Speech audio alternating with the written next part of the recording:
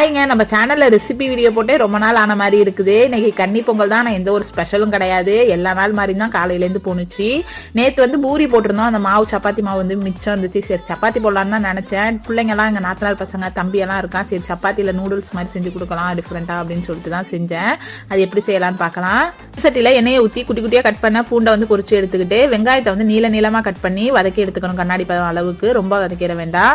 வெங்காயத்தை நீளமாக கட் பண்ணால் தான் சாப்பிட்றப்ப அது நல்லாயிருக்கும் அந்த நூடுல்ஸோட சேர்த்து. அதுக்கப்புறம் தக்காளியை குட்டி குட்டியாக கட் பண்ணி நல்லா வதக்கிட்டு அந்த மசாலாவில் வந்து கொஞ்சமாக வந்து உங்களுக்கு என்ன மசாலா வேணுமோ சேர்த்துக்கலாம். நான் கரம் மசாலா தான் ஒரு ஸ்பூன் சேர்த்துருக்கேன். உப்பு போட்டு நல்லா அந்த பச்சை வாசனை போகிற அளவுக்கு மசாலாவை ரெடி பண்ணி வச்சுக்கிட்டு சப்பாத்தியை ரோல் பண்ணி குட்டி குட்டியாக கட் பண்ணி செஞ்சு வச்சிருக்க மசாலாவோட நல்லா பரட்டிக்க வேண்டியதுதான். முட்டையை வந்து இந்த ஸ்டேஜில் வந்து பொத்து ஊற்றி கொஞ்சோண்டு பெப்பர் போட்டு அதையும் நல்லா பரட்டிக்கணும். லாஸ்ட்டாக வந்து கொஞ்சமாக லெமன் ஜூஸ் புழிஞ்சு ஊற்றிட்டோம் அப்படின்னா சூப்பரான சப்பாத்தி நூடுல்ஸ் ரெடி. குழந்தைங்கலாம் அவ்வளோ லைக் பண்ணி சாப்பிடுவாங்க. கண்டிப்பாக ட்ரை பண்ணுங்கள். தேங்க்யூ.